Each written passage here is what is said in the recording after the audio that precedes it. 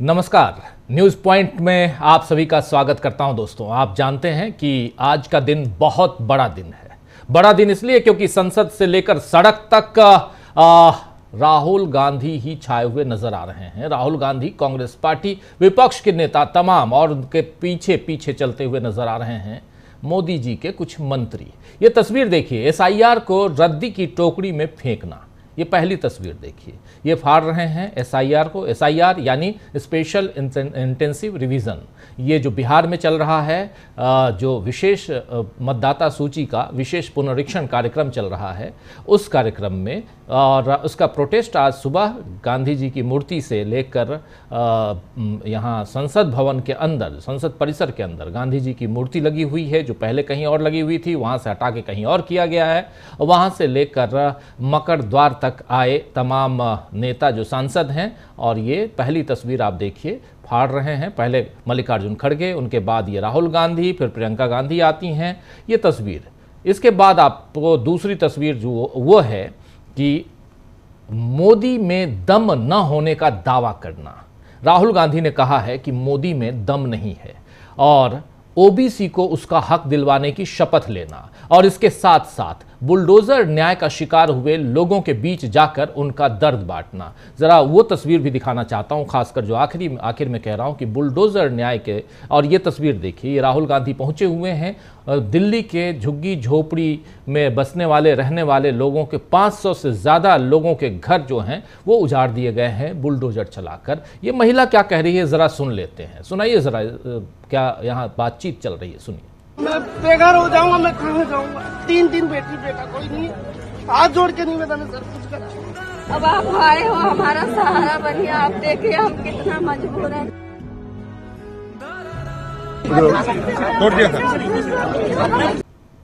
तो आप सुन रहे थे, राहुल गांधी के सारे काम आज दिन भर सुर्खियां बटोरते रहे। आप जानते हैं कि इस सोमवार से ही संसद का मानसून सत्र शुरू हुआ है और एक भी दिन कार्रवाई संसद की प्रोसीडिंग जिसको कहते हैं, वो ढंग से नहीं चल पाई, क्योंकि सरकार विपक्ष के सवालों पर जवाब देने के लिए तैयार नहीं है। ऑपरेशन सिंदूर और पहलगाम पर तो चर्चा की हामी सरकार ने भरी है, मगर एसआईआर यानी स्पेशल इंटेंसिव रिवीजन पर सरकार कुछ नहीं बोल रही है, जिस पर लगातार विपक्ष विरोध कर रहा है। कल सोनिया गांधी ने मोर्चा संभाला था, तो आज मल्लिकार्जुन खड़गे ने एसआईआर के कागज को फाड़कर, ये देख लिया आपने, तो रद्दी की टोकरी में डाला। इसके बाद राहुल गांधी और प्रियंका गांधी समेत कई विपक्षी सांसदों ने यही काम किया।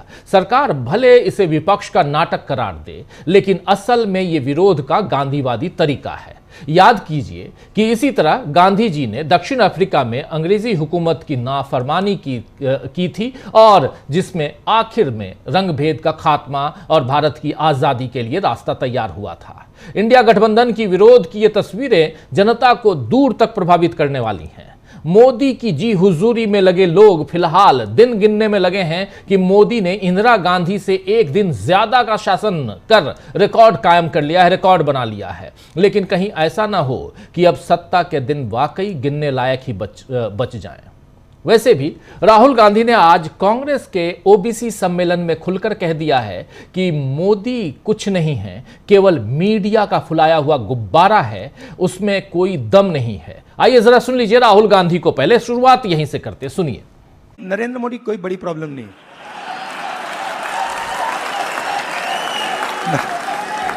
वो नहीं, मैं आपको बता रहा हूं, ये आपने अपने सिर पे चढ़ा रखा है, कोई प्रॉब्लम नहीं। ये जो मीडिया वाले हैं इन्होंने बना रखा है, इसका गुब्बारा बनाया, कोई प्रॉब्लम नहीं।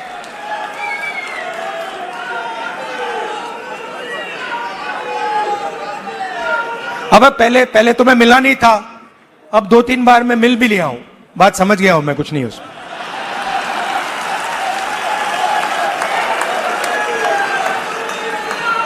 शो पूरा शो है, दम नहीं है, बता रहा हूं। आप लोग मिले नहीं हो, मैं मिला हूं, बैठा हूं कमरे में।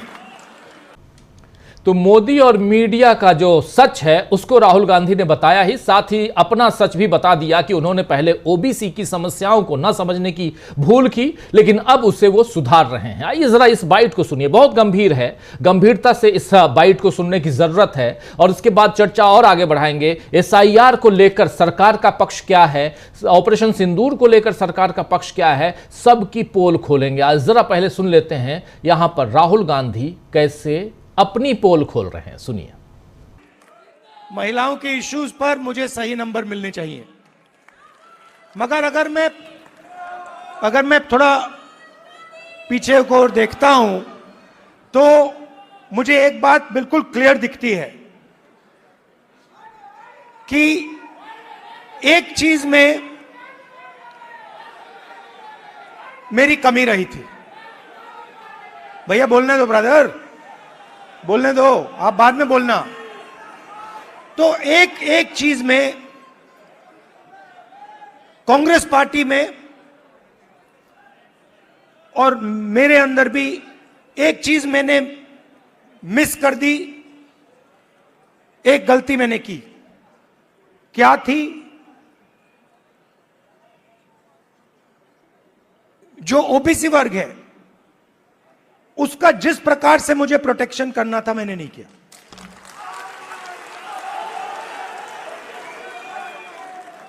क्योंकि अगर, और इसका कारण था आपकी जो इश्यूज थी उस समय मुझे गहराई से नहीं समझ आई। मैं स्टेज से कह देता हूं कि 10 साल पहले, 15 साल पहले जो दलितों के सामने कठिनाइयां थी वो मुझे अच्छी तरह समझ आ गई।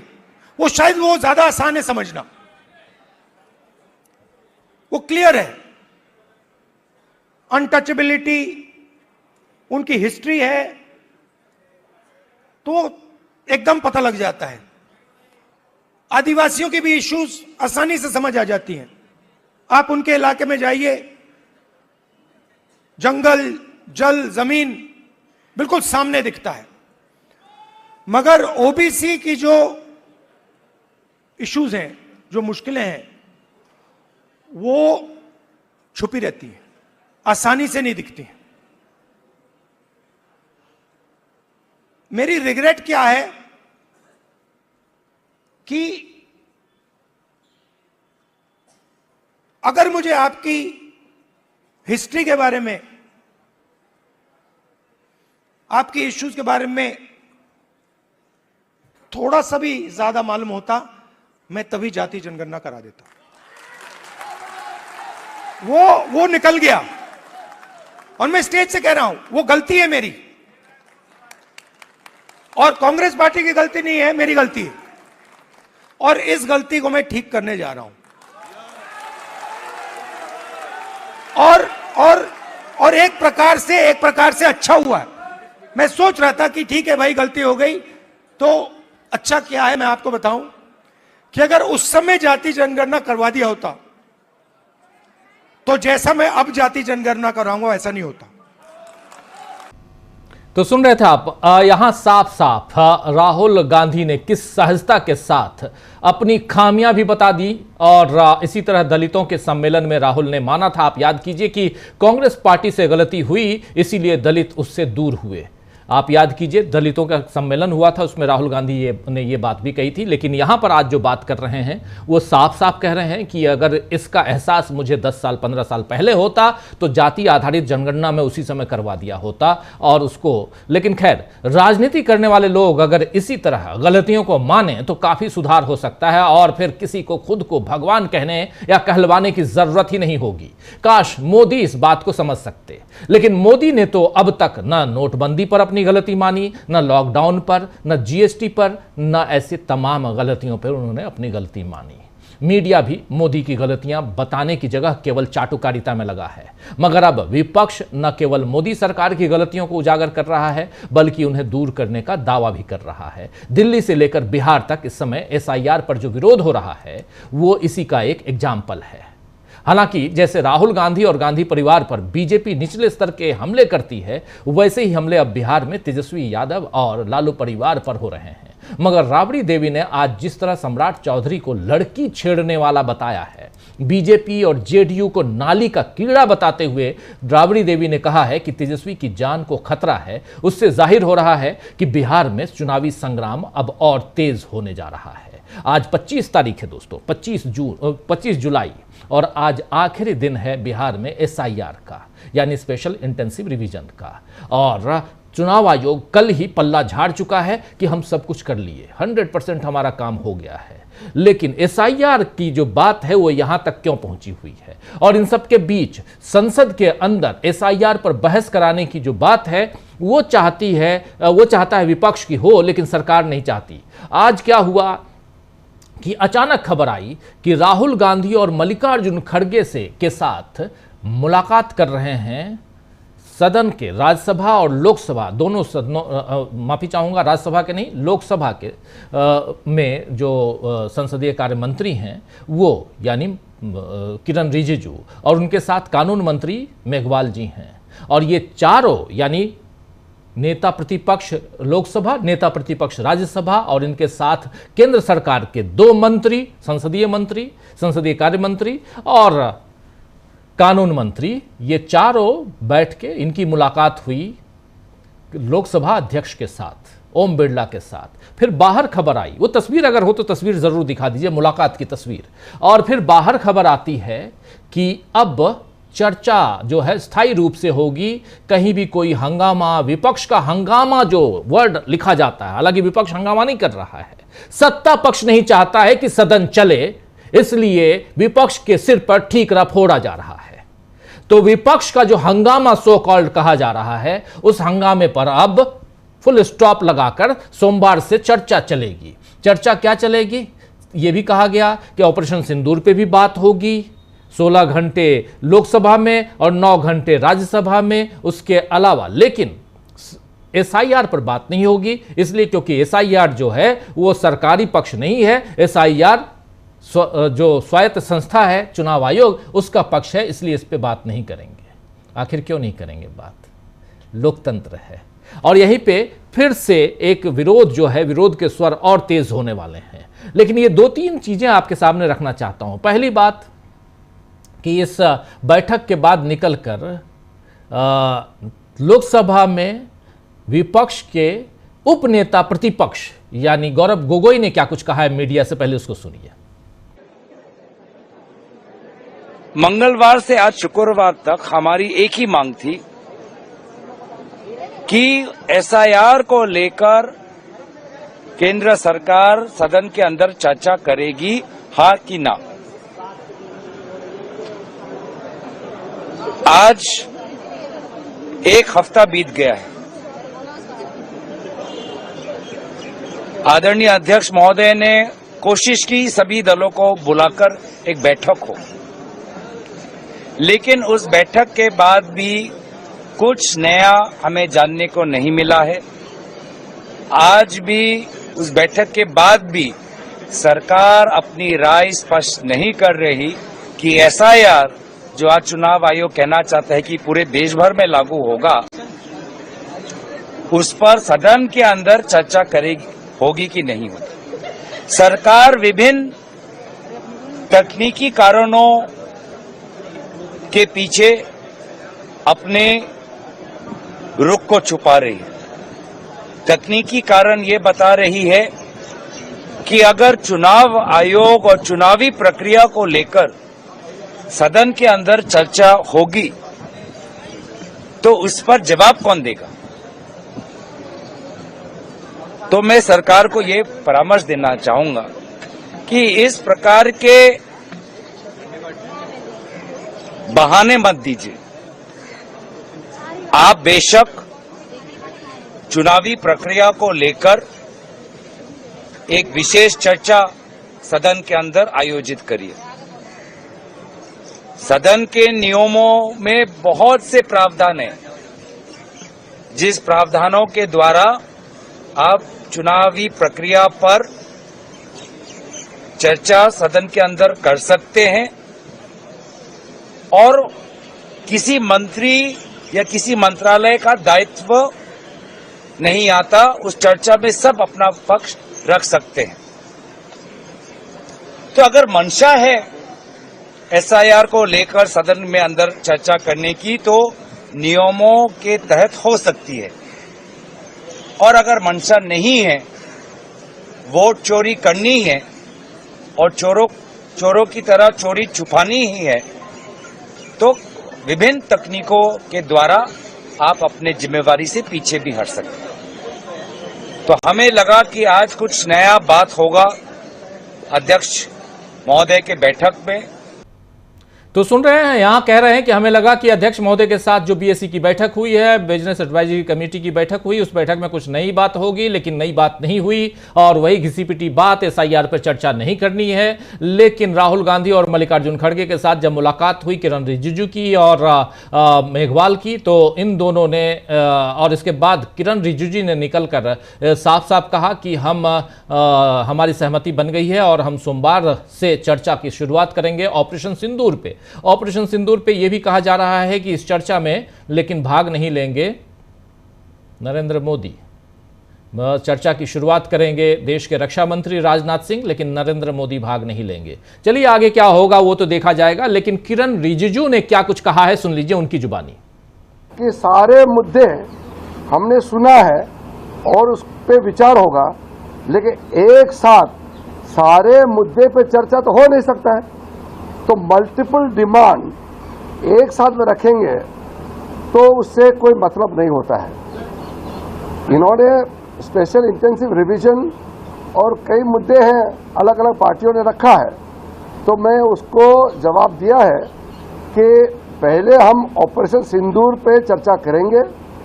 ये ऑपोजिशन पार्टी का ही मांग था, सरकार ने एग्री पहले दिन से किया है।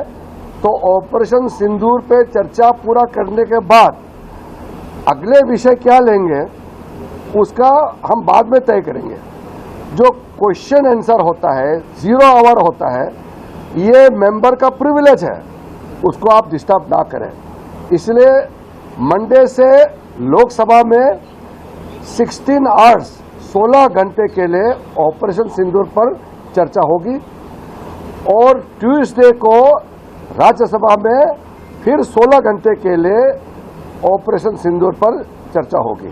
तो ये आज तो सुन लिया आपने, साफ साफ इन्होंने कह दिया है पहले ऑपरेशन सिंदूर पे हम चर्चा करेंगे, 16 घंटे यहां 16 घंटे वहां, यानी लोकसभा और राज्यसभा दोनों में 16-16 घंटे चर्चा होगी। लेकिन एसआईआर को लेकर अभी कोई बातचीत नहीं, इसके बाद फिर सोचेंगे। और ये डिमांड भी, यानी ऑपरेशन सिंदूर की जो डिमांड थी वो डिमांड भी विपक्ष की थी और हम पहले दिन से इस पर चर्चा के लिए राजी थे, अब हम और राजी हो गए, खुलकर राजी हो गए हैं। नरेंद्र मोदी भी तब तक लौट कर विदेश से आ चुके होंगे और आज वो मालदीव में हैं और उससे पहले ब्रिटेन में थे। ब्रिटेन के साथ एफटीए पे सिग्नेचर हो चुका है, अब मालदीव गए हैं और वहाँ बहुत सारे पैसे दे रहे हैं मालदीव में। खैर चलिए, क्या कर रहे हैं और कैसे हमारा खजाना खाली हो रहा है ये आप सब अच्छी तरह से जानते हैं। लेकिन सवाल यहाँ है कि जो मूल मुद्दे हैं एसआईआर, मूल मुद्दे ऑपरेशन सिंदूर जो ऑनगोइंग है कहते हैं, तो फिर वहाँ पर राहुल गांधी पूछते हैं कि आखिर क्यों आप कह रहे हैं कि सीज फायर, अगर गोइंग है तो सीज फायर की चर्चा क्यों हो रही है और वो डोनाल्ड ट्रंप क्यों बार बार कह रहे हैं। लेकिन इन सब के बीच सवाल, सबसे बड़ा सवाल ये उठता है कि क्या आखिर कारण था कि आज किरण रिजिजू और अर्जुन राम मेघवाल को राहुल गांधी और मल्लिकार्जुन खड़गे के साथ बैठकर मीटिंग करनी पड़ी। अकड़ तो बहुत ही पहले से सरकार अकड़ रही थी, लेकिन अब विपक्ष का नेता, विपक्ष के दोनों नेता जो हैं वो क्यों यहां पर इंपॉर्टेंट हो गए।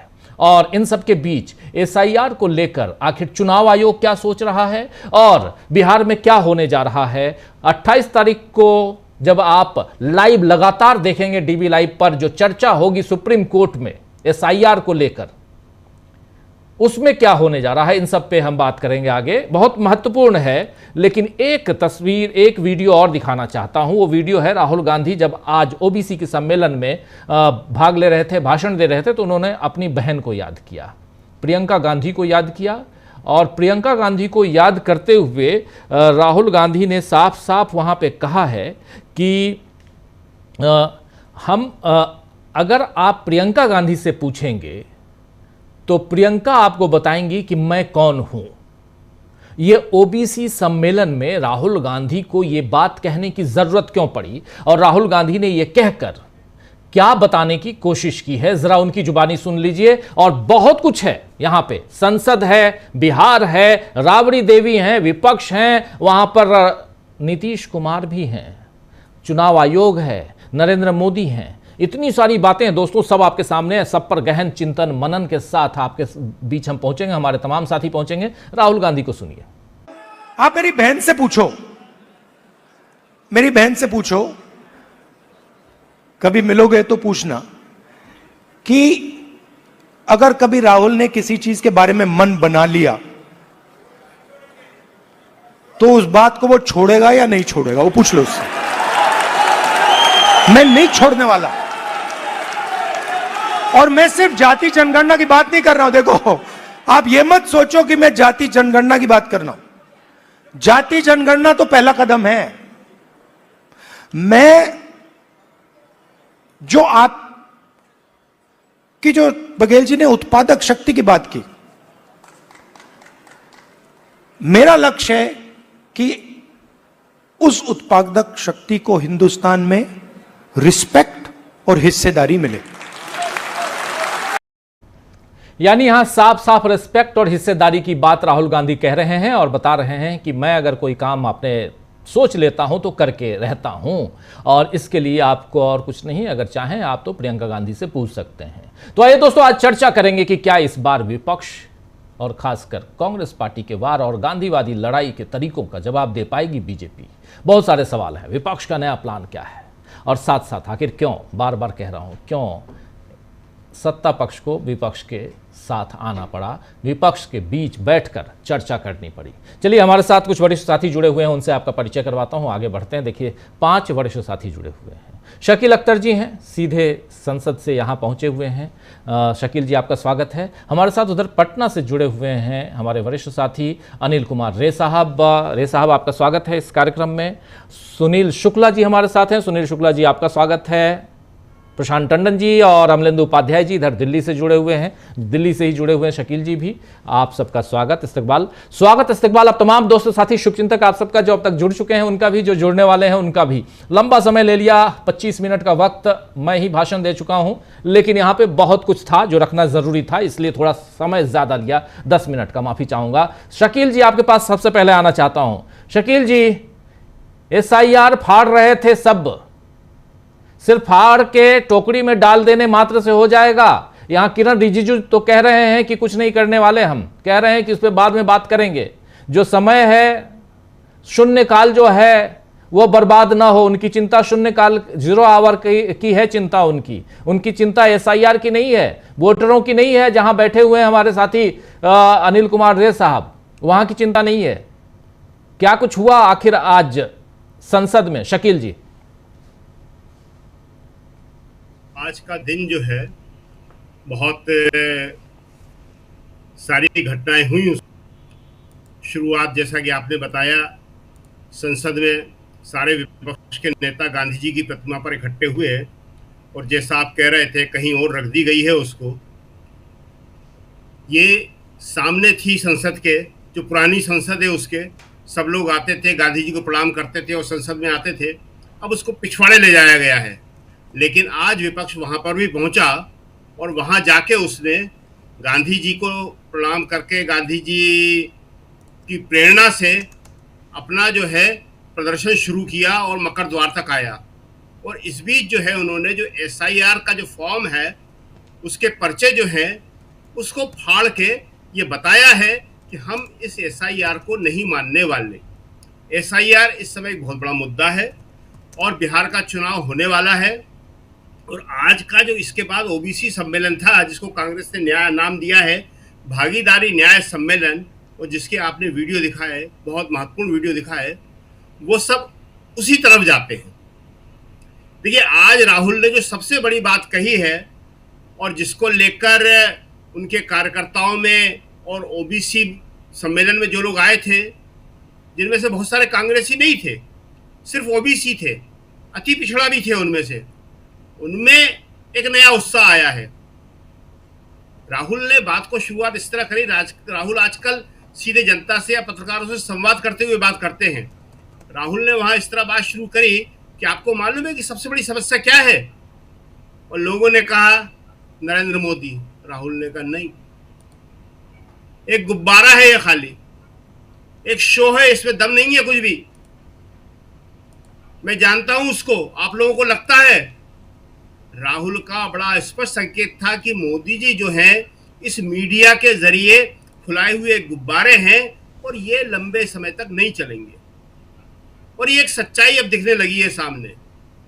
अमेरिका के राष्ट्रपति जिस तरह मोदी को नहीं कर रहे चैलेंज, इस देश को चैलेंज कर रहे हैं कि मैंने डील के नाम पर तुम्हारा सीज फायर करवाया है। आज बीजेपी के नेताओं ने और पत्रकारों ने इंदिरा गांधी से मोदी जी की तुलना करी। सूत्रों के अनुसार मोदी जी के दिन ज्यादा हो गए, इसके लिए भी सूत्र की जरूरत पड़ी उन्हें, गिनती गिनने के लिए भी सूत्र की जरूरत पड़ी।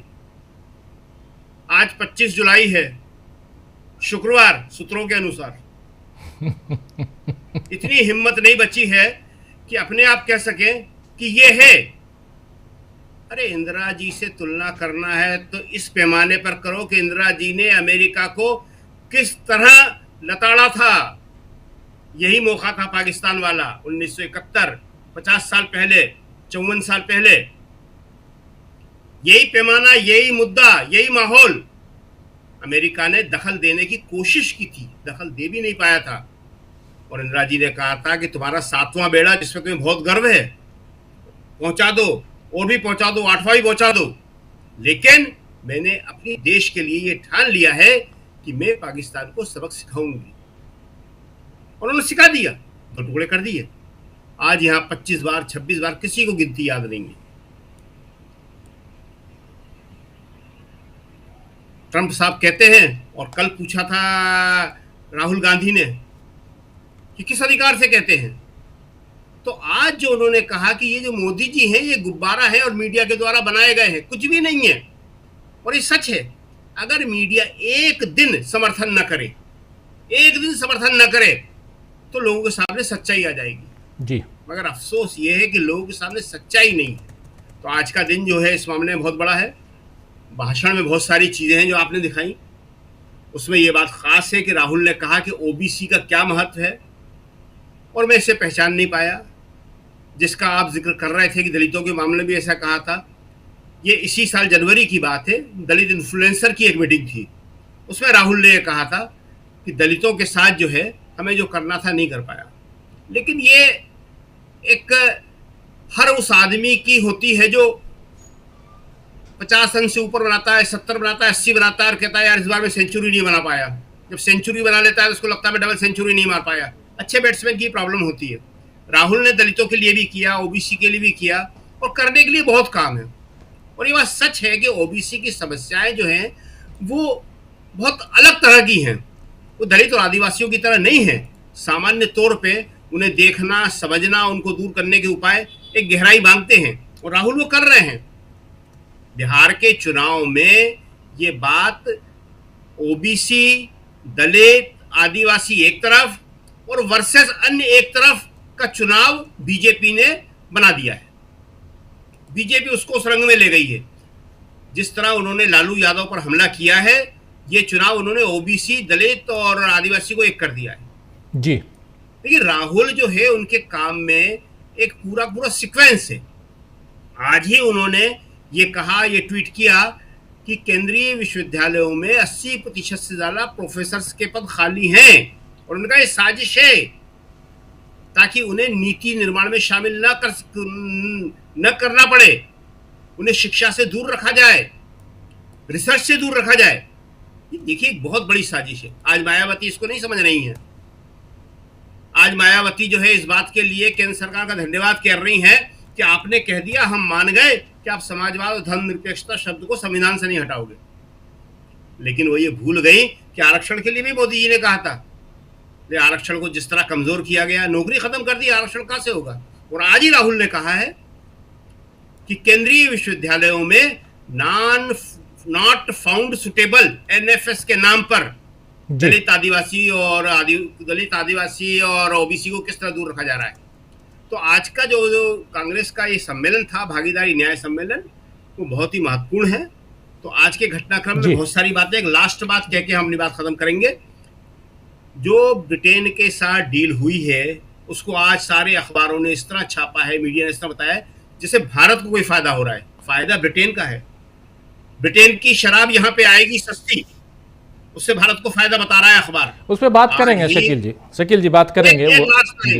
अच्छा ठीक है जी, ठीक है, बात करेंगे उस पर, क्योंकि ब्रिटेन की अभी बात हम नहीं कर रहे हैं, चूंकि इसलिए यहाँ मुद्दे बहुत हैं। जरा अनिल कुमार रे साहब आपके पास आना चाहता हूं जल्दी से। एसआईआर को लेकर जो अभी शकील जी कह रहे थे और जो प्रोटेस्ट यहाँ संसद में चला, एसआईआर को लेकर जो किरण रिजिजू जो बात कह रहे हैं, और उधर 2 दिनों से 3 दिनों से जो वहां विधानसभा, पटना विधानसभा में चल रहा है, और खासकर आज राबड़ी देवी को भी बयान देना पड़ा। विधानसभा में जो हाथापाई की नौबत आ गई, सम्राट चौधरी बनाम इधर विपक्ष और विपक्ष के नेता तेजस्वी यादव की जो तस्वीरें आई, इन तस्वीरों को भी देखिए। फिर नीतीश बाबू जो हैं वो कुछ और बयान दे रहे हैं। क्या प्रतिक्रियाएं हैं और इसका कितना असर बिहार की सियासत पर पड़ते हुए देखते हैं आप? जी हाँ, बहुत अच्छी बात आपने उठाई है कि एसआईआर का मुद्दा संसद, विधानसभा, सड़क, सब जगह लगातार मजबूत होता चला जा रहा है। और जितना ज्यादा यह मजबूत होता चला जा रहा है, सत्ताधारी दल जो बिहार में भी और दिल्ली में भी, केंद्र में भी, वह उतना ही ज्यादा अन्नाती चली जा रही है। इसको इस रूप में देखिए कि उसने जो तरकीब सोची थी बहुमत को हासिल करने की और नागरिकों को दरकिनार करने की, इसको हमेशा ही लोकतंत्र के साथ और नागरिकता के साथ जोड़ करके देखा जाना चाहिए कि नागरिकों को दरकिनार करने की और साजिश करने की चुनाव में जो तरकीब सोची थी, वह तरकीब लगातार सघन और मजबूत होते चले जा रहे विरोध के कारण वह तरकीब अब फेल करती नजर आ रही है। इसलिए वो भिन्ना रही है। भिन्नाहट इस हद तक पहुंच गई है, यह घोर निंदा की बात है कि उप मुख्यमंत्री, वह साधारण मेंबर भी नहीं है, उप मुख्यमंत्री विधानसभा में सदन के सम्मुख किसी के पिता को चोर कहते हैं। इस मामले में तो मैं नेता प्रतिपक्ष का धन्यवाद करता हूं कि उस आदमी ने संयम से काम किया है और उसने अपनी राजनीतिक मैच्योरिटी का परिचय दिया है। बदले में आपने देखा होगा कि नीरज जी का एक वीडियो चल रहा है। वह वीडियो अगर सही है, उस वीडियो में उन्होंने बताया है कि सम्राट चौधरी का नाम भी गलत है। कि जितनी बार वे नॉमिनेशन करने जाते हैं अलग अलग तरह से नाम लिखते हैं, जितनी बार वे नॉमिनेशन करने जाते हैं अलग अलग एज बताते हैं और वह अलग अलग एज कंट्राडिक्टरी है। और उन्होंने कहा है कि उनकी जो डिग्री है वह ब्रह्मांड में वह कोई इंस्टीट्यूशन ही नहीं है। तो इसका मतलब है कि अगर ठीक से जांच हो तो वह आदमी, उस आदमी का जो विधायकी है वही खतरे में है, वही सस्पेंड हो जाएगी। और उस आदमी ने इस डेमोक्रेसी के साथ अगर वह सच है तो धोखा किया है और उसको जेल की सजा होनी चाहिए। वह आदमी, ऐसा आदमी जो खुद कटघरे में खड़ा होकर के नेता प्रतिपक्ष के पिता को बड़े सदन में चोर कहता है और गालियां देता है। आप एक तुलना कीजिए कि कुछ दिन पहले, बहुत दिन पहले की बात नहीं है, कि संसद में भी बसपा के एक सांसद को किस तरह गालियां दी गई थी, उसके कौम के साथ जोड़ करके, उसके धर्म के साथ जोड़ करके। तो इस तरह का एक, और वह किसने किया था? भाजपा के ही लोगों ने किया था। तो एक ट्रेंड यह है कि जो सामने वाला जो प्रतिपक्ष है, जरा भी कुछ अगर विरोध अगर उसकी तरफ से हो रहा है, अगर जवाब हमको नहीं सूझ रहा है तो गालियां दो, मारो, पीटो, उत्पात करो, और इस तरह एक अराजकता, एक वैचारिक और एक सामाजिक अराजकता का वातावरण क्रिएट करने की कोशिश लगातार हो रही है। और इसको अंजाम दे रहा है लगातार सत्ता पक्ष, जिसकी जिम्मेदारी थी कि इन सारी चीजों को कंट्रोल करे, इन सारी चीजों को ये करे।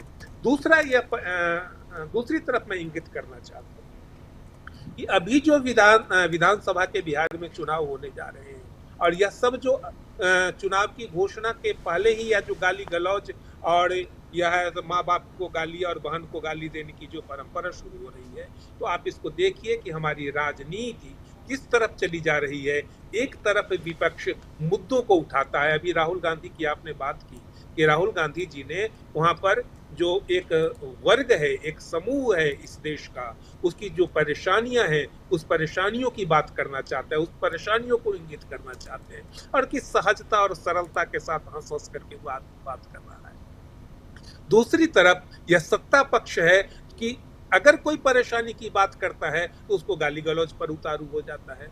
यह अजीब ढंग से कि मुद्दों को भटका करके और किस चीज को राजनीति को ले जाना है, इसको पहचानने की जरूरत है और लोगों को बताने की जरूरत है कि देखो तुम्हारी राजनीति इसी तरह गंदी होती जा रही है, इसी तरह इसमें कीड़े पनपते जा रहे हैं। इस तरह यह शुद्ध राजनीति या गाली गलौज का मंच बनता चला जा रहा है, और यह सत्ताधारी पक्ष कर रहा है। इसमें एक सवाल और, मैं जानता हूं आपको जल्दी जाना है, इसलिए भी एक सवाल और इन्हीं सब के बीच ये पूछना चाहता हूं कि क्या असर जो अभी हुआ है विधानसभा में, इसका असर बिहार के मतदाताओं पर भी पड़ेगा? जब गाली गलौज की नौबत आ रही है, सत्ता पक्ष खुले तौर पे अगर वहां न सिर्फ जिसका काम है कि सदन की कार्रवाई जो है वो सुचारू ढंग से चले, आसंदी पर विराजमान विधानसभा अध्यक्ष सत्ता पक्ष के और भी उप मुख्यमंत्री को कह रहे हैं कि चुप हो जाइए, बैठ जाइए, उसके बाद वहां हंगामा हो रहा है। और अगर लालू प्रसाद यादव के ऊपर सीधे फप्तियां कसी जा रही हैं और गाली गलौज की नौबत आ रही है, तो इसका असर चुनाव पे पड़ेगा क्या, अनिल जी?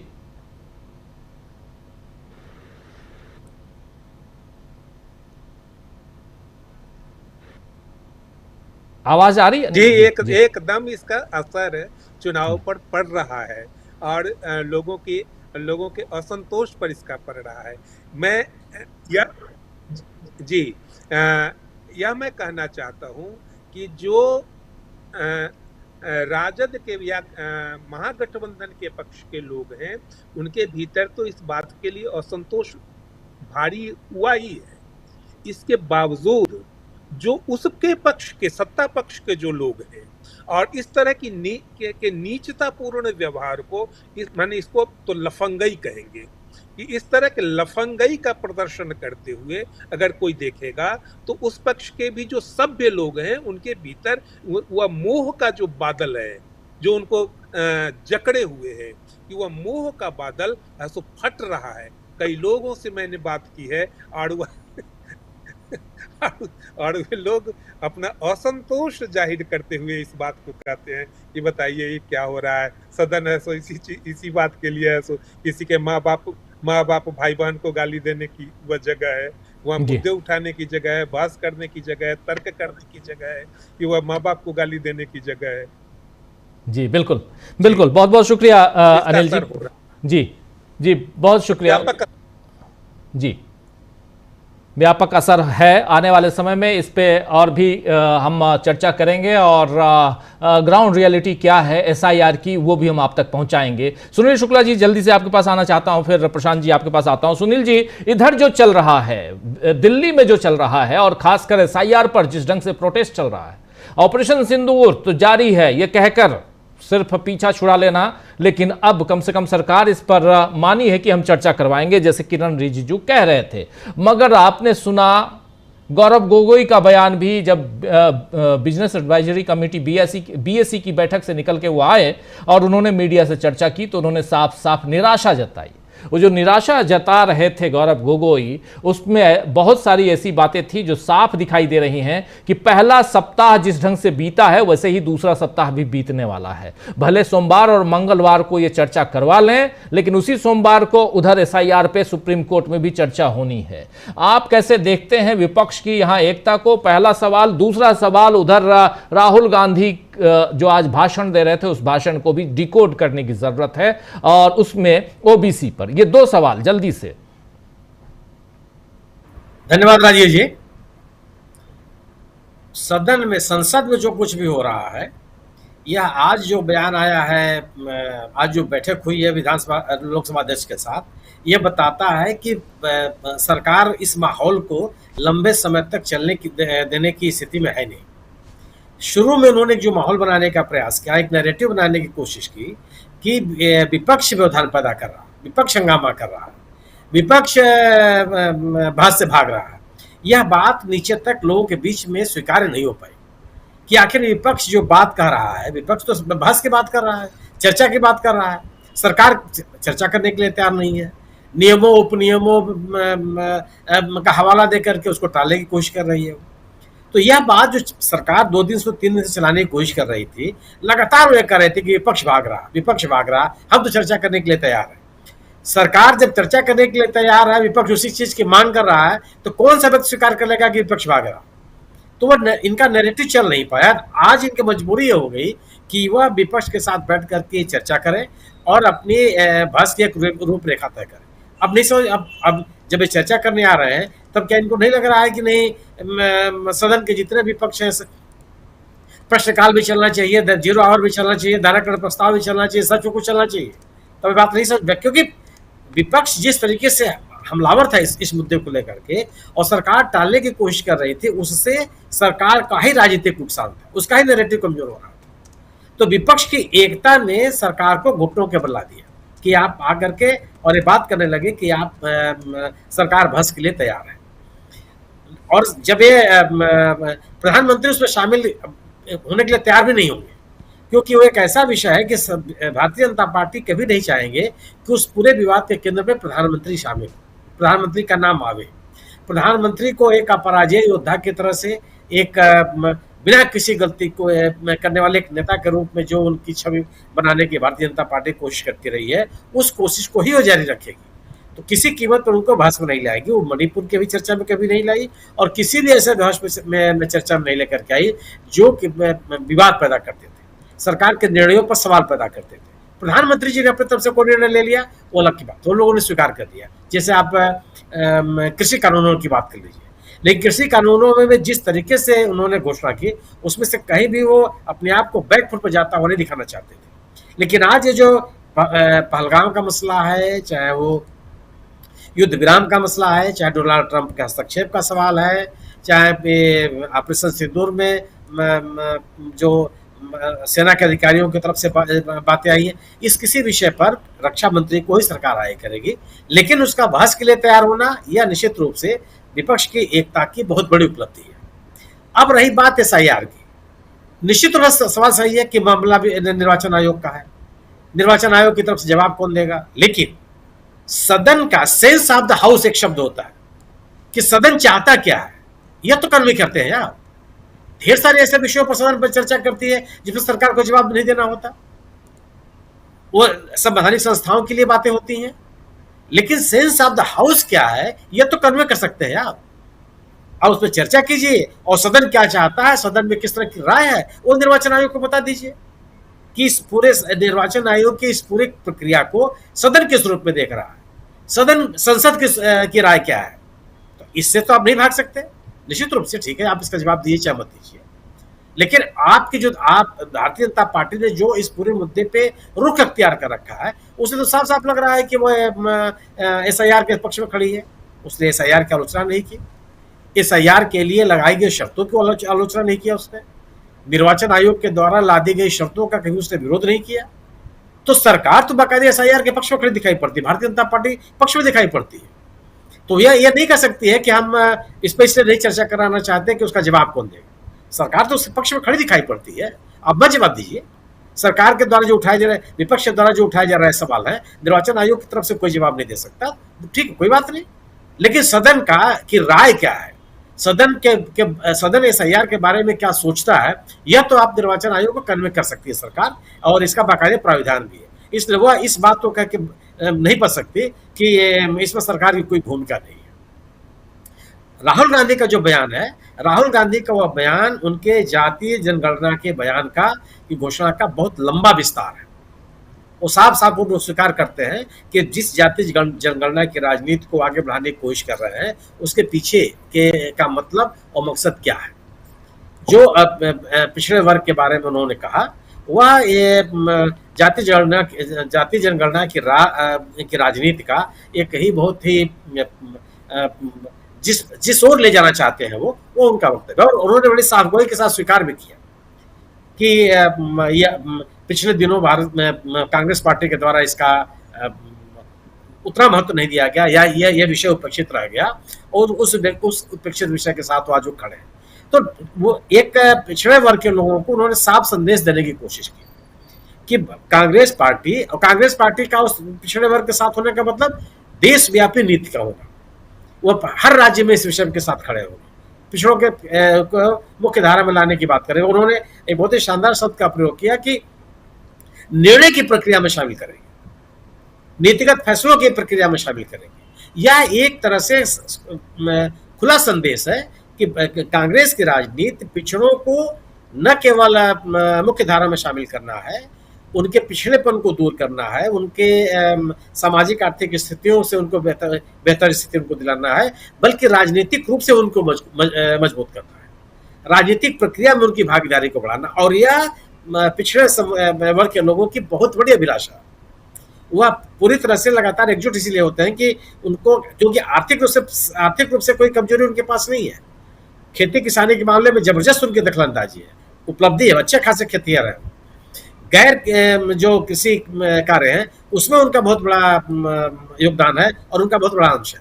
लेकिन राजनीतिक भागीदारी वो चाहते हैं, और राजनीतिक भागीदारी का संदेश देकर के जो जातिगत जनगणना के आगे का संदेश है राहुल गांधी का, वो उन्होंने उसको देने की कोशिश की है।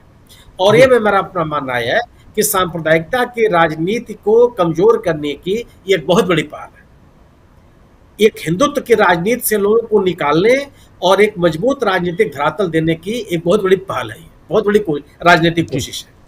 और इसका मुझे लगता है कि इसका राजनीतिक लाभ जातिगत जनगणना का जिस तरह से लाभ कांग्रेस और कांग्रेस के माध्यम से पूरे इंडिया दल समूह को मिलता हुआ दिखा है, इस पूरी की पूरी पहल को पिछड़े वर्ग के लोगों को एक साथ लाने और इंडिया दल समूह के साथ मजबूती के साथ खड़े होने के लिए प्रेरित करेगा। जी बिल्कुल, बिल्कुल बिल्कुल। जरा आना चाहता हूं प्रशांत टंडन जी को स्क्रीन पे ले आइए फटाफट। और प्रशांत जी, एसआईआर जो बिल्कुल गले की हड्डी बना हुआ है सत्ता पक्ष का, ये दिखाई देता है। इसलिए सत्ता पक्ष इस पर जब राहुल गांधी और मल्लिकार्जुन खड़गे से मुलाकात के बाद थोड़ी सी बात आगे बढ़ाने की कोशिश होती है, लेकिन यहाँ पर बात ऑपरेशन सिंदूर की तो होती है, एसआईआर की बात नहीं होती है। एसआईआर की बात अगर संसद में नहीं होगी तो इसके क्या मायने निकाले जाएं, और कितना मजबूर है यहाँ पर सरकार एसआईआर पर बात करने के लिए, पहला सवाल। दूसरा सवाल कि राहुल गांधी जो कह रहे हैं उसके क्या मायने हैं, क्या मायने निकाले जाएं, जो बात आज दिल्ली के ताल कटोरा स्टेडियम में ओबीसी सम्मेलन में वो कह रहे थे। दो सवाल। जी, राहुल गांधी ने बड़ी बात कही है ओबीसी मामले पे भी और मोदी जी के बारे में भी, उन पे भी आऊँगा। एसआईआर पे बहुत जो बात कहनी है वो ये कि देखिए, चुनाव आयोग अपने अभिमान में, घमंड में और ज़्यादा सत्ता पक्ष को खुश करने के चक्कर में, सरकार को खुश करने के चक्कर में क्या कर रहा है उसको समझ में नहीं आ रहा है। वो कितना बड़ा नुकसान इस लोकतंत्र का कर रहा है और अब साजिशों में शामिल हो गया है। एक तो साजिश यही कि आप इतने बड़े राज्य में आप आधार और वोटर आईडी और राशन कार्ड को नहीं मानोगे, सुप्रीम कोर्ट का सुझाव भी नहीं लोगे और लोगों को मजबूर करोगे कि वो अपनी नागरिकता साबित करें। उनके एफिडेविट में जो सुप्रीम कोर्ट को एफिडेविट गया है उसमें भी ये घमंड, ये एरोगेंस दिखाई दे रहा है। सुप्रीम कोर्ट को हम लोग देखेंगे 28 तारीख को सुप्रीम कोर्ट उसको कैसे इंटरप्रेट करता है, कैसे देखता है।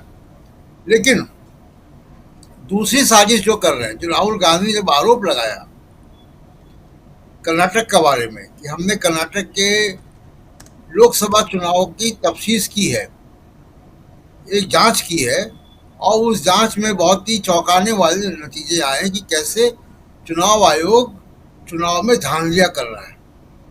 अब इसका जवाब कर्नाटक के मुख्य चुनाव अधिकारी ने दिया, चुनाव आयोग ने नहीं दिया। चुनाव आयोग ने क्या किया, कल उन्होंने कुछ पत्रकारों को व्हाट्सएप किया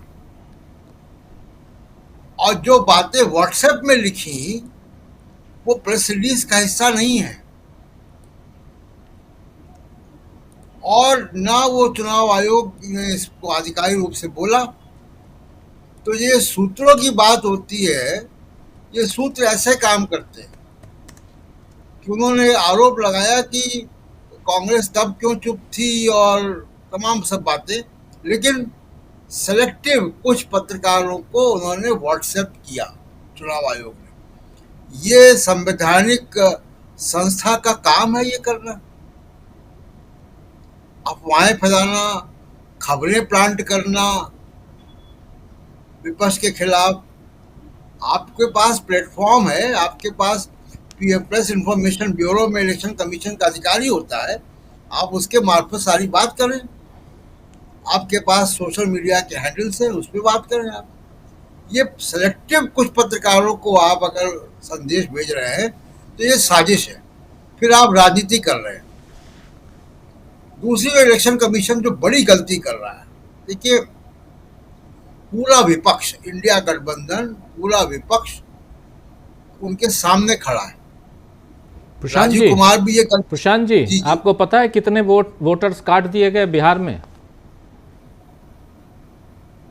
60 लाख से ऊपर, लगभग 70 लाख, लगभग 70 लाख। और सबसे बड़ी चीज याद कीजिए, आज से 4-5 दिन पहले 35 लाख का रट था। 3 दिनों तक 35 लाख। हम ही लोग पूछ रहे थे इसी कार्यक्रम में कि 35 से 36 क्यों नहीं हो रहा है। वो भी सूत्रों के हवाले से था। जो आप सूत्रों के हवाले की बात कर रहे हैं ना, बिल्कुल सही है कि मेरे भी कुछ जानकार हैं, आपके भी हैं, जिन तक वो व्हाट्सएप मैसेजेस आते हैं, उसके बाद अखबारों में और टेलीविज़न चैनल्स में छापे दिखाए जाते हैं। जी प्रशांत। तो इलेक्शन कमीशन राजीव जी ये कर रहा है कि पॉलिटिकल पार्टीज, राजीव कुमार भी ये करते थे, ज्ञानेश कुमार भी ये कर रहे हैं कि पॉलिटिकल पार्टी, वो पॉलिटिकल पार्टी से लड़ रहे हैं, भिड़ रहे हैं। अरे पॉलिटिकल पार्टी, पहली बात कि कांग्रेस पार्टी हो या आरजेडी हो या दूसरी पार्टियां हो, ये कई राज्यों में सत्ता में है और भारत का जो राष्ट्रराज है, जो इंडियन नेशन है, स्टेट जिसको हम लोग कहते हैं, वो उसका वजूद बिना पॉलिटिकल पार्टी के संभव नहीं है। इस देश की आज़ादी की लड़ाई पॉलिटिकल पार्टी से लड़ी। अंग्रेज पॉलिटिकल पार्टी के सिस्टम को ही हैंडओवर करके गए यहां से। अब चुनाव आयोग उस पॉलिटिकल पार्टीज को ही कह रहा है कि जी आप नहीं, आपकी नहीं चलेगी, हमारी चलेगी। ये कौन सी चीज है, ये कौन, और सुप्रीम कोर्ट को नहीं मान रहे।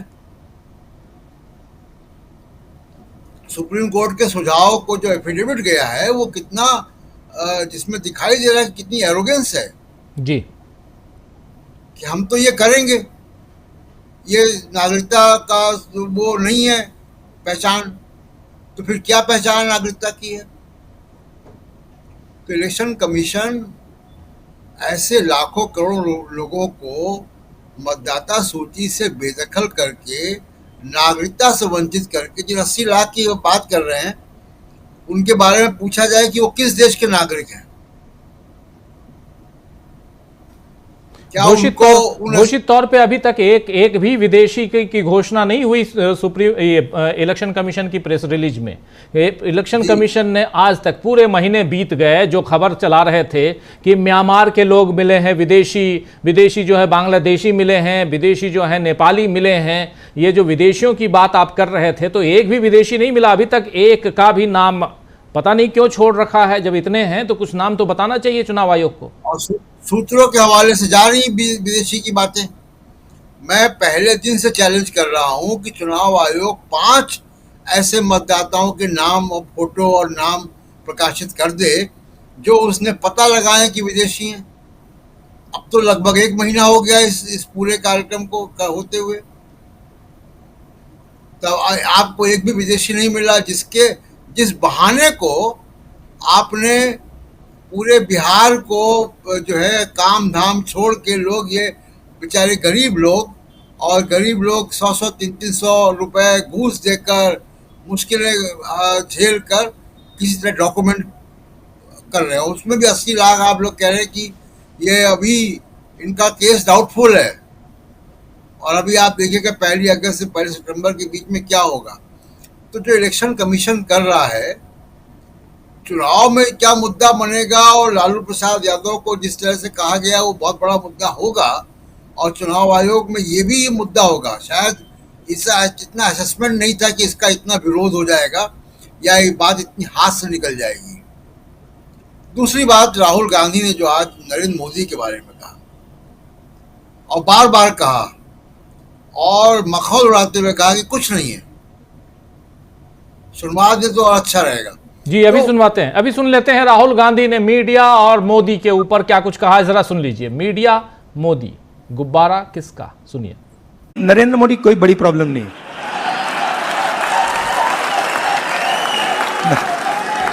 वो नहीं।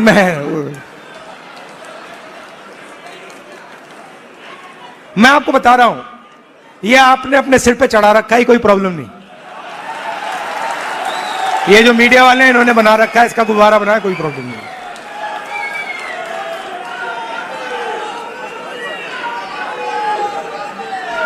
अब पहले तो मैं मिला नहीं था, अब 2-3 बार मैं मिल भी लिया हूं, बात समझ गया हूं मैं, कुछ नहीं उसमें।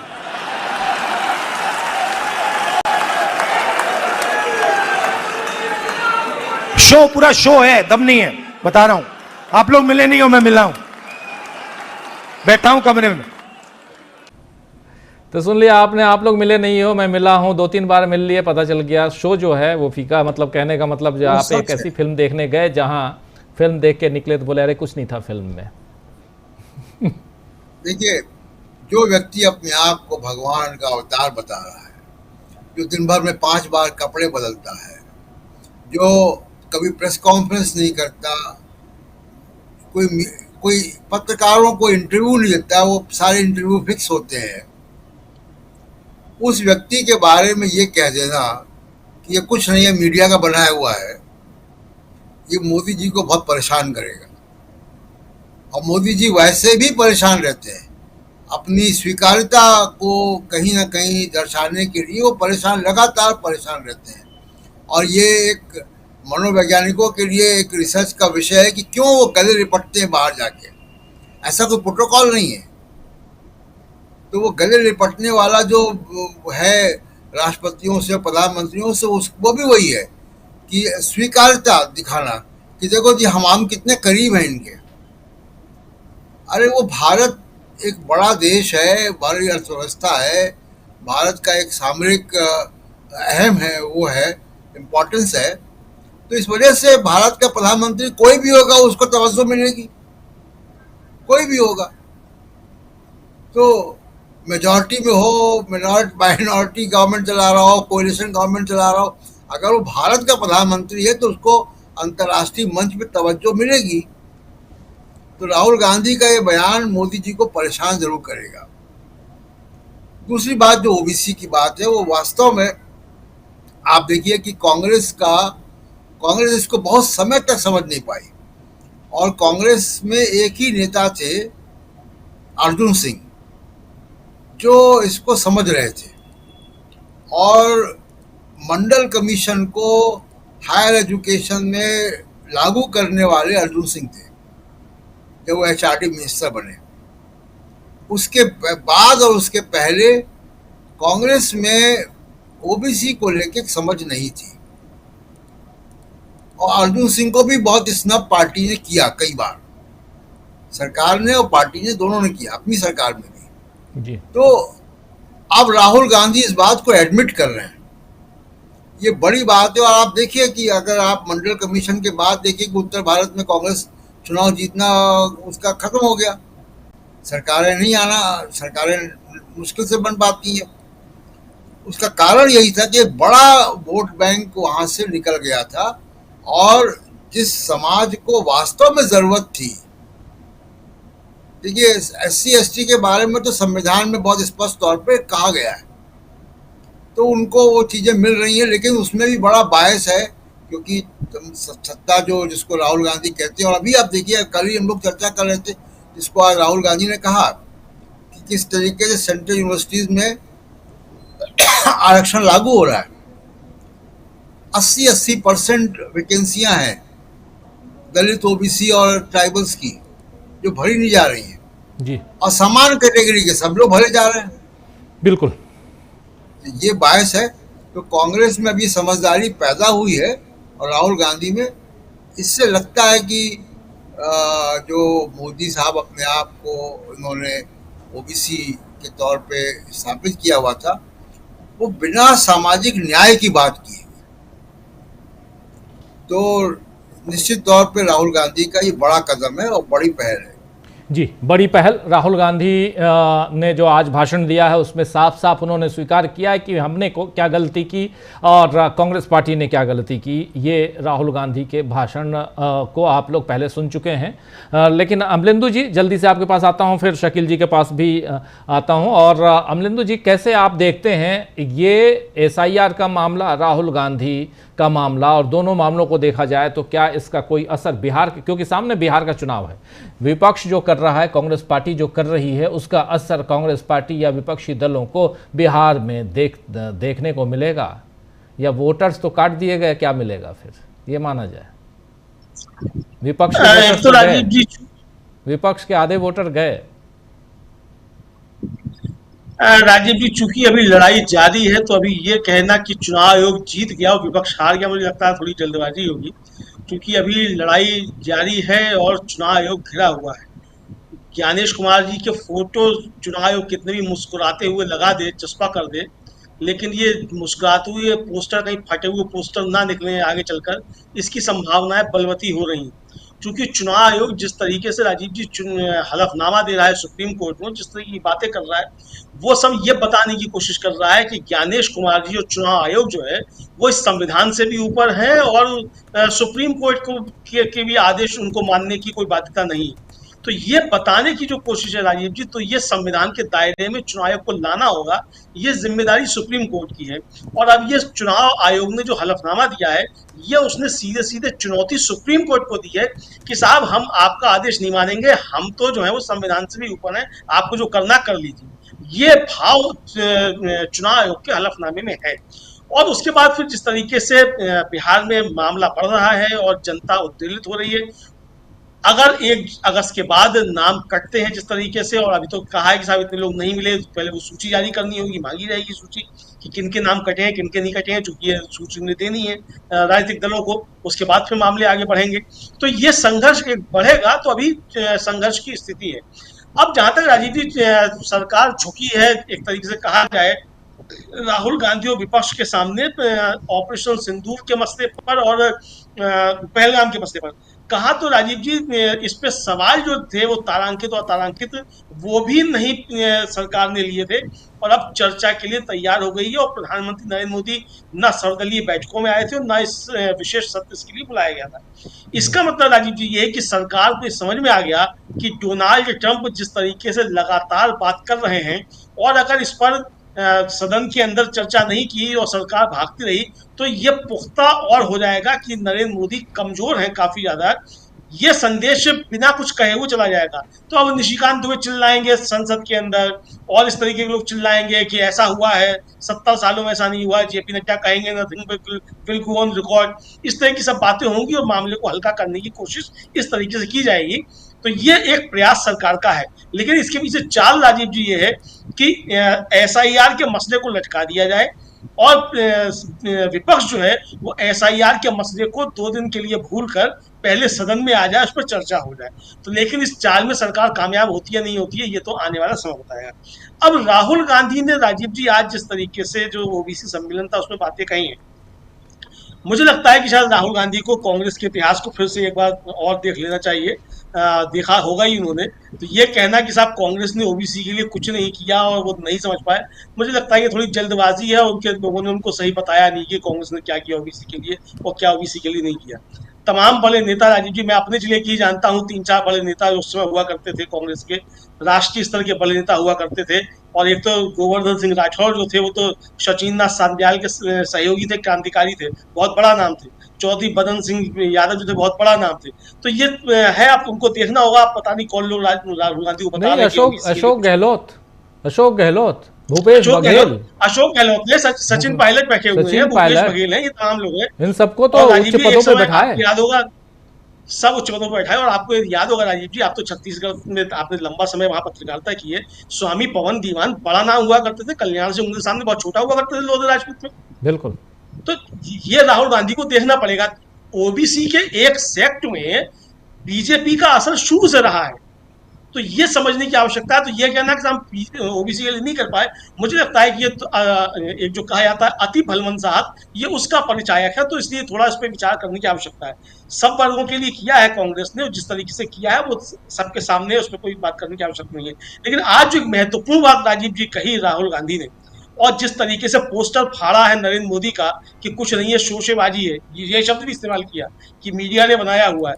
तो ये तो राजीव जी, जो लोग भी नरेंद्र मोदी से मिले हुए एक सज्जन हैं, हम तो जानते हैं, उन्होंने कहा कि हम तो नरेंद्र मोदी से तब मिले हुए जब नरेंद्र मोदी कुछ नहीं थे। ये आदमी तो ग्राम प्रधान होने के लायक नहीं है, इसकी नसीब में लिखी राज सत्ता, तो प्रधानमंत्री हो गया। इसका स्तर, मानसिक स्तर जो है वो ग्राम प्रधान होने के लायक नहीं है। अब बहरहाल जो लोग मिले हैं वो इस बात को जानते हो, तो राहुल गांधी भी जब मिल लिए तो बता रहे इस बात को। मैंने राजीव जी को पहले भी बताया था, हम लोग बचपन में थे तो जहां हम रहते थे वहां पास में प्राइमरी स्कूल था, उसमें पढ़े भी थे म्यूनिसिपैलिटी का, तो वहाँ उर्दू भी अलग से पढ़ाई जाती थी। तो जो बच्चे उर्दू पढ़ते थे तो उनको उर्दू शिक्षक जो थे वो तख्ती दिया करते थे, उसमें तख्ती होती थी घोटने के लिए। तो बच्चे जो थे वो तख्ती घोटते जाते थे और गाते जाते थे कि करीमा बबख्शा है पर हालमा, करीमा की अम्मा बड़ी जालिमा, करीमा की अम्मा ने ऐसा किया, पिस्सू को मलमल के भैंसा किया। तो नरेंद्र मोदी जो है वो मीडिया ने पिस्सू को मलमल के भैंसा कर दिया है, लेकिन राहुल गांधी ने आज उस पिस्सू की जो है वो स्विच हो दी है, तो वो पिस्सू जो है सामने आ गया है। जी जी, शकील जी के पास आना चाहता हूं। नो कमेंट मेरी तरफ से अमलेंदु जी आपके लास्ट सेंटेंस पे। लेकिन शकील जी, ब्रिटेन की बात आप कर रहे थे, वहां से शुरुआत जरूर करना चाहूंगा। और लेकिन यहां राहुल गांधी को लेकर और ओबीसी को लेकर जो बातें हो रही हैं उस पर भी आपके कमेंट। एसआईआर पर क्या देखा जाए, मामला सुप्रीम कोर्ट में है और सुप्रीम कोर्ट पर कुछ कह नहीं सकते, फैसला अभी तक हम लोग इंतज़ार कर रहे हैं, वक्फ बिल पे फैसला आने का इंतज़ार कर रहे हैं। जुलाई का महीना जा रहा है, कब फैसला आएगा पता नहीं। क्या एसआईआर को भी सुप्रीम कोर्ट में ऐसे ही देखेंगे? 789 पेजेस का हलफनामा है इलेक्शन कमीशन का सुप्रीम कोर्ट में 21 तारीख को, 789 पेजेज, उसमें से मात्र 80 पेज का जवाब है और 700 पेज जो है एनेक्सर है, 700 पेज। खैर, सुप्रीम कोर्ट में यह हलफनामा पेश किया गया, 789 पेजेस। शकील जी। जी राजीव जी, जो ब्रिटेन का हम जिक्र कर रहे थे वो इस संदर्भ में कर रहे थे कि जो राहुल ने आज कहा है कि इस मीडिया ने मोदी जी का गुब्बारा फुला रखा है। तो ये मीडिया जो है वो किस तरह से भारत को नुकसान होने वाली चीज़ों को भारत का फायदा बता देती है, वो उस संदर्भ में हम बता रहे थे कि कल जो ब्रिटेन के साथ समझौता हुआ है, डील हुई है, उसके बाद आज जो है मार्केट 721 पॉइंट गिर गया। और सुबह से जो सवाल पार्लियामेंट में किया जा रहा था, लोग कर रहे थे कि ब्रिटेन के साथ तो समझौता हुआ और 6.5 लाख करोड़ जो है हमारे डूब गए। तो इसकी वजह जानने की कोशिश कर रहे थे तो क्या हुआ। तो वहां पे जो चर्चा थी, आर्थिक क्षेत्र के जानकार भी हैं, तमाम लोग हैं, तो बता रहे थे कि इस डील में जो एक चैप्टर है एमएसएमई को लेके, वो इतना खतरनाक है कि जो केंद्र और राज्य सरकार की खरीद होती है उसमें ब्रिटेन की कंपनियों को हिस्सा दिया जाएगा। वैसे ही राहुल इस सवाल को एमएसएमई को, जो लघु उद्योग हैं, छोटे उद्योग हैं, कई बार उठा चुके हैं कि मोदी जी ने सबसे ज्यादा तोड़ा है तो इनको तोड़ा है। तो उस संदर्भ में जिक्र कर रहे थे कि भारत की अर्थव्यवस्था अब ब्रिटेन की अर्थव्यवस्था को सहारा दे रही है।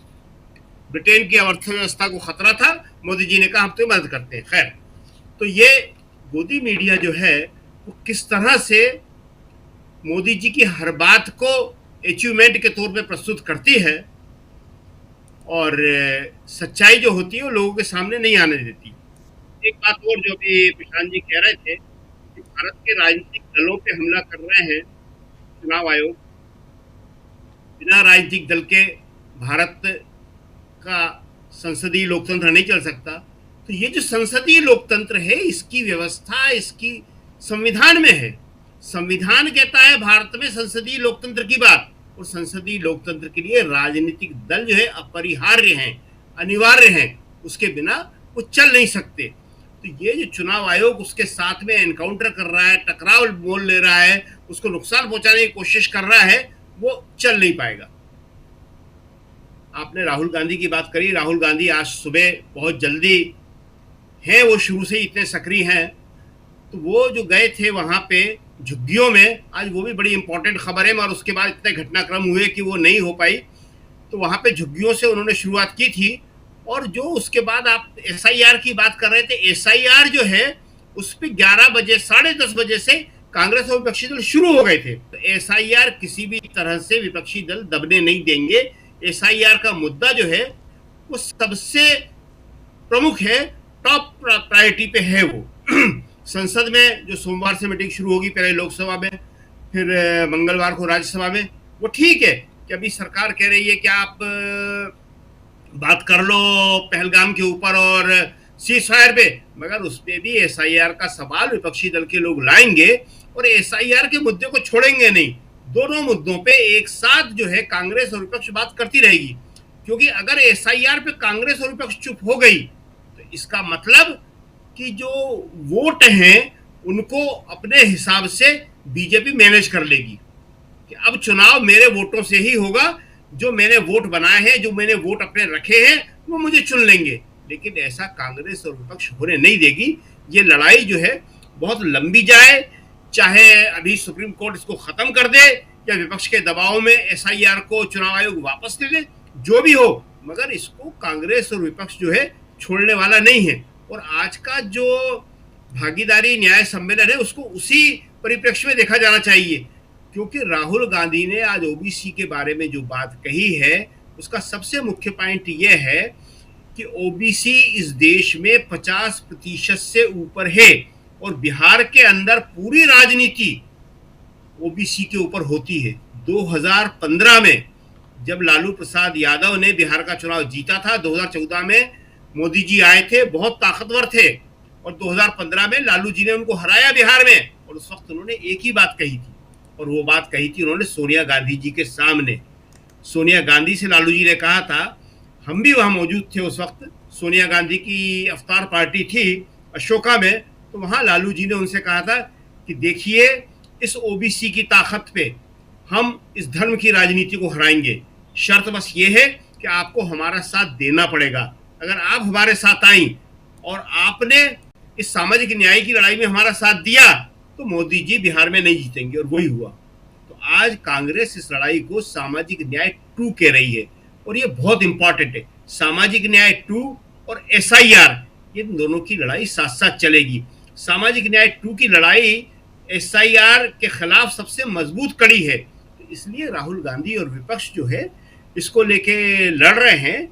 और कोई अगर ये समझता है, चाहे वो चुनाव आयोग हो चाहे बीजेपी हो, कि वो एसआईआर को लागू कर देगी जैसा का तैसा, तो वो संभव नहीं है किसी भी तरह से, क्योंकि एसआईआर को लागू होने का मतलब है कि विपक्ष को बहुत बड़ी मुश्किलों का सामना करना।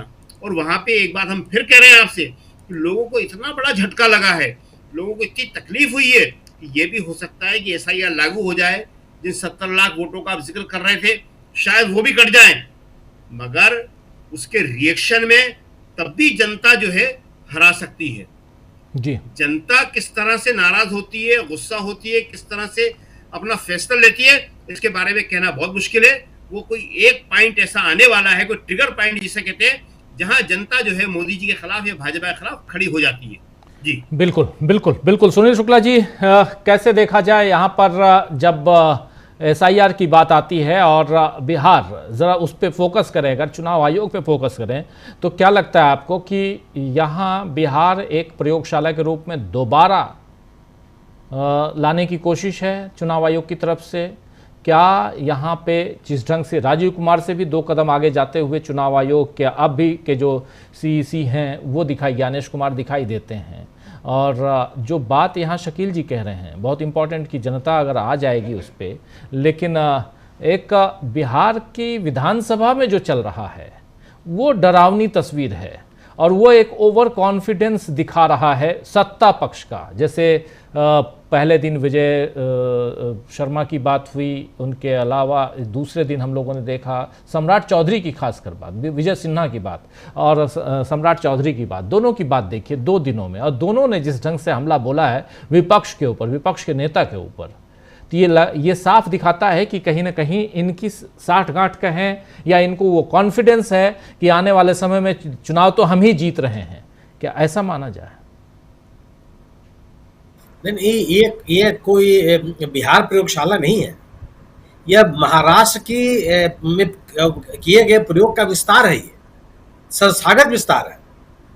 महाराष्ट्र में क्या आरोप लगे कि आपने मनमाने तरीके से मतदाताओं के नाम काट दिए, लेकिन महाराष्ट्र में SIR नहीं करवाया ना, SIR नहीं करवाया महाराष्ट्र, तो वह SIR नहीं करवाया था, लेकिन वो काम तो ही किया था जो SIR में कर रही है।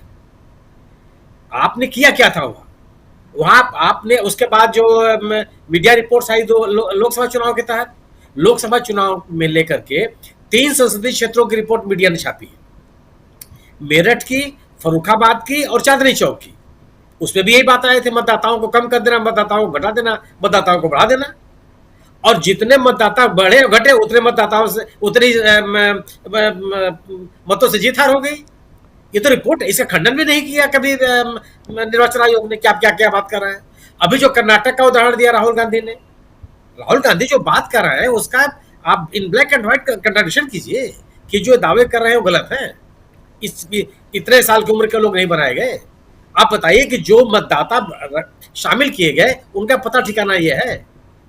और बिहार में जो आप कर रहे हैं, बिहार में आप क्यों नहीं, आप क्या निर्वाचन आयोग ने अपनी एफिडेविट में कहा है कि जो 11 अभिलेख मांगे गए हैं उन अभिलेखों के अभाव में किसी भी मतदाता को मतदाता सूची में शामिल नहीं किया जाएगा।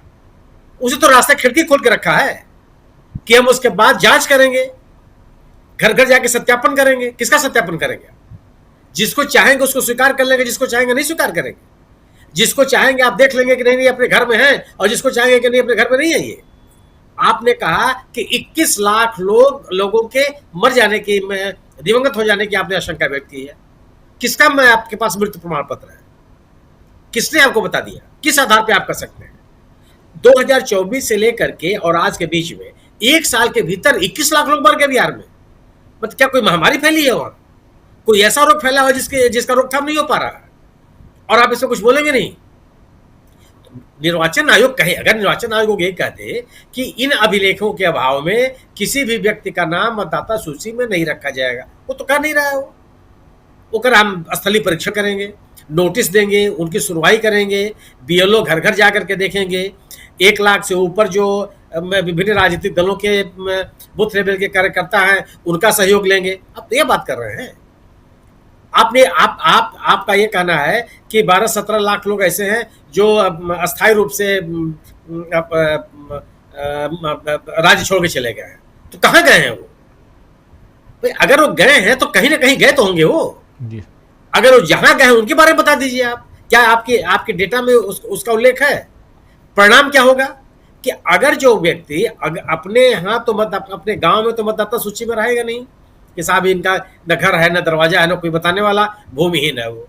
और जहां गया है वहां उसके पास कोई अस्थायी निवास नहीं है, यानी कि इस देश में रह करके भी आप अपने मताधिकार से वंचित रहेगा। किस तरह की मतदाता सूची आप तैयार कर रहे हैं? तो लोगों के मन में इस बात को लेकर के आक्रोश है। ये कोई छोटा मोटा सवाल नहीं है कि एक चुनाव में मतदान में शामिल ना हो पाना, अपने मताधिकार का प्रयोग नहीं करना। कितना परसेंट लोग मतदान का, कोई ऐसा थोड़ा 90%, 99%, 95% लोग मताधिकार का प्रयोग करते हैं। 60-62% जाते जाते पूरे आंकड़े खत्म हो जाते हैं।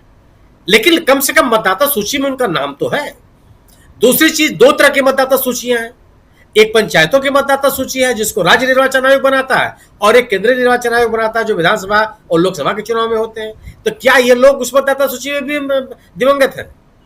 क्या उस मतदाता सूची में भी ये लोग स्थापित लोग हैं जो अपना घर दरवाजा छोड़ के चले गए? ढेर सारे लोगों को मैं जानता हूं जो विधानसभा और लोकसभा में उस स्थान में मतदान करते हैं जहां वो रह रहे होते हैं, जहां वो नौकरी कर रहे होते हैं, लेकिन पंचायत चुनाव के लिए अपने गांव जाते हैं, नगर निगमों के चुनाव के लिए, नगर पालिकाओं के चुनाव के लिए अपने मूल स्थान पर जाते हैं।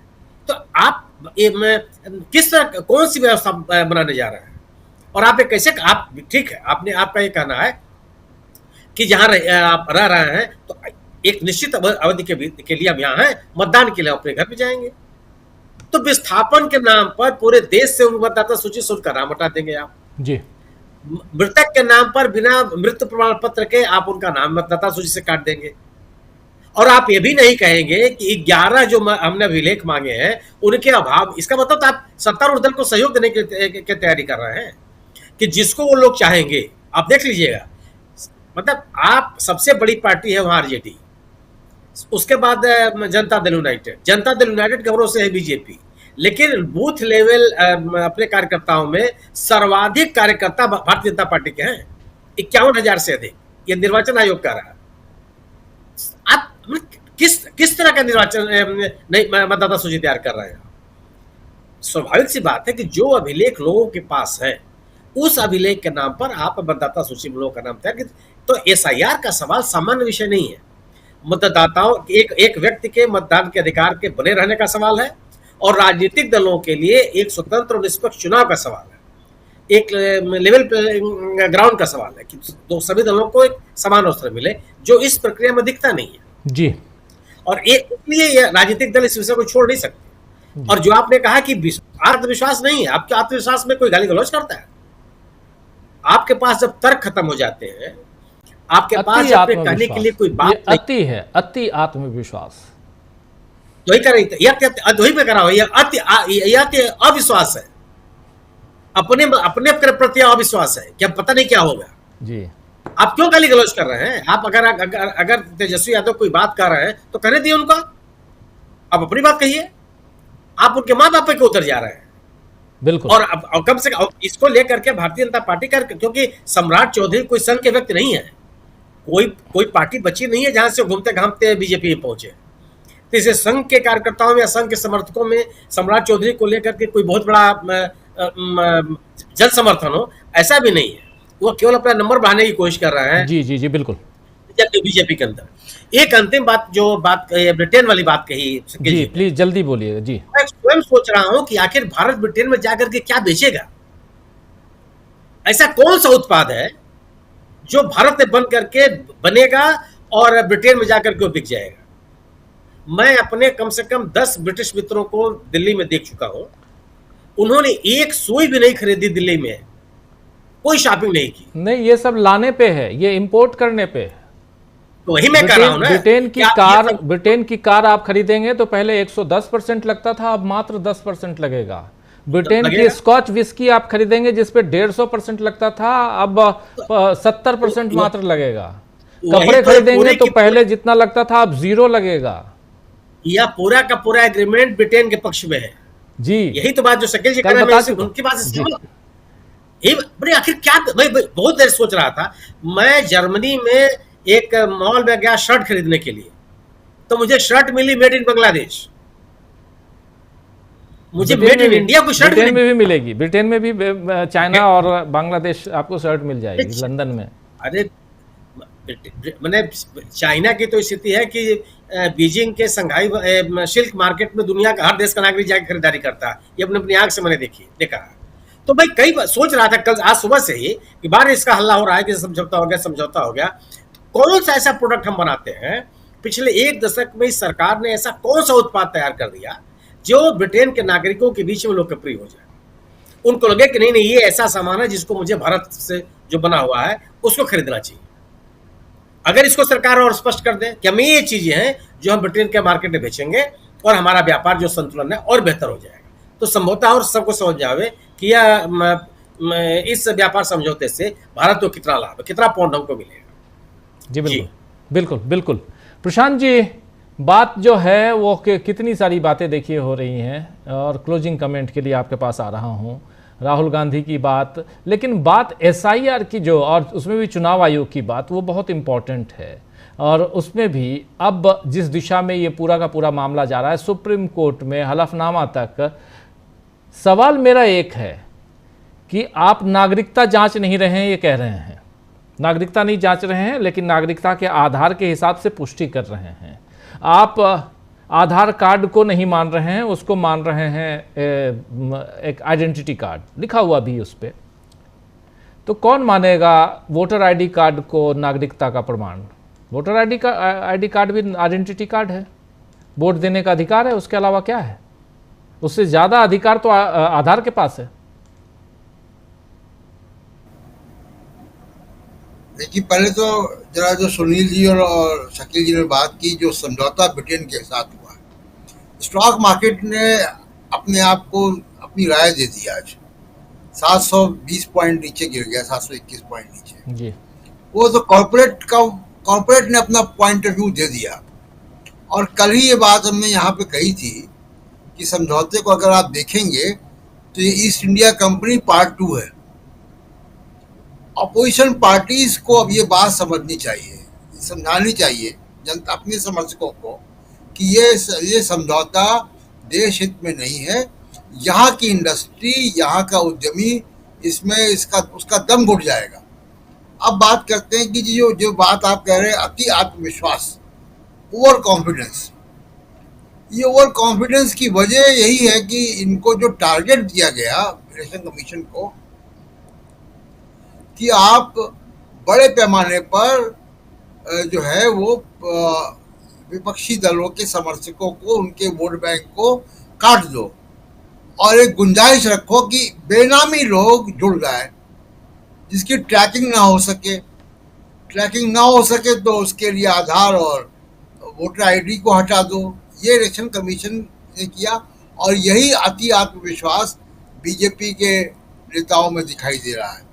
उनको लग रहा है कि हम तो चुनाव जीत गए, इलेक्शन कमीशन ने हमको चुनाव जिता दिया है, ये वो मान के बैठे हुए हैं। और अति आत्मविश्वास काम नहीं आता है। अभी 3 दिन पहले ही हम देख चुके हैं कि जगदीप धनखड़ साहब को अपनी चाटुकारिता पे अति आत्मविश्वास था और उनसे गलती हो गई उसी ओवर कॉन्फिडेंस में, और 2 मंत्रियों के फोन गए और उनका इस्तीफा हो गया, जो सूत्रों के हवाले से बातें आती हैं। अब दूसरी एक बात जो मैं कहना चाह रहा हूँ राजीव जी, कि जब ये डिबेट होगी ऑपरेशन सिंदूर में, जो खबरें आ रही हैं, जो आपने बताया कि प्रधानमंत्री नरेंद्र मोदी उस डिबेट में हिस्सा ही नहीं लेंगे, पूरी दुनिया उनको सुनना चाहेगी कि पार्लियामेंट में भारत का प्रधानमंत्री क्या कह रहा है सीज फायर में, जिसमें ट्रंप 25 बार कह चुका है कि हमने करवाया। भारत के सेना के अधिकारी कह रहे हैं कि हमको जहाजों का नुकसान हुआ है। भारत के सेना के अधिकारी कह रहे हैं कि राजनीतिक फैसलों की वजह से हमको नुकसान हुआ पाकिस्तान के साथ झड़प में। कर्नल सोफिया कुरैशी को जिस मंत्री ने गाली दी वो मंत्री बना हुआ है। पूरी दुनिया की निगाहें होंगी कि नरेंद्र मोदी कहते क्या इन सब विषयों पे, पाकिस्तान के साथ सीज फायर पे। और मोदी साहब उसमें से बोलेंगे नहीं। तो वही जो राहुल गांधी ने बात कही वही इस पे साबित होती है कि है कुछ नहीं, मीडिया का बनाया खेल है। 30 सेकंड के लिए टेलीप्रॉम्प्टर जो है वो उड़ जाए तो मुंह से शब्द नहीं निकलते। 30 सेकंड में एकदम जिसको कहते हैं कि बैटरी डाउन हो जाती है। तो कुल मिला के राजीव जी ये कि संसद में अभी ये साबित होगा कि सरकार वाकई कितना मजबूत है।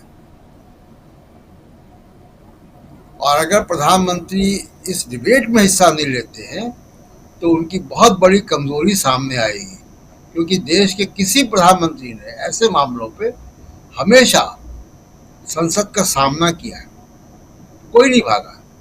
नेहरू जी भी नहीं भागे चाइना के मामले में। युद्ध के दौरान पार्लियामेंट सेशन हुआ, सुझाव दिया गया कि बाद में करें, उन्होंने कहा नहीं अभी करते हैं। इंदिरा गांधी को तो हम लोगों ने देखा ही पार्लियामेंट में जिस तरीके से, जब 71 की लड़ाई के बाद वाजपेयी जी ने करगिल में कितनी चर्चा हुई, हम लोग खुद ही वहां पे थे। तो ये पहले प्रधानमंत्री होंगे जो इस तरीके की चर्चा में भाग रहे हैं, जो हिस्सा नहीं ले रहे। इसका बहुत नकारात्मक संदेश जाएगा और विदेशों में तो जाएगा ही जाएगा, आरएसएस के ऊपर भी जाएगा, जहां पे एक मंथन चल रहा है 75 साल वाला। जी राजीव जी, बिल्कुल आप सही कह रहे हैं। मंथन यहाँ भी चल रहा है, उधर भी चल रहा है। लेकिन ब्रिटेन में प्रधानमंत्री नरेंद्र मोदी जब गए, वहाँ के प्रधानमंत्री से मिले, गले मिले की बात आप लोग कर रहे थे, गले मिले, फिर हाथ मिलाए, वो तस्वीरें खूब वायरल हो रही हैं मीडिया में, और ख़ासकर ब्रिटिश मीडिया जो है इसको काफ़ी वायरल कर रहा है। दिखाना नहीं चाहता हूँ लेकिन दिखा देता हूँ, क्योंकि अपने देश के प्रधानमंत्री हैं और कैसे विदेशी मीडिया हमारे प्रधानमंत्री का मजाक उड़ा रहा है।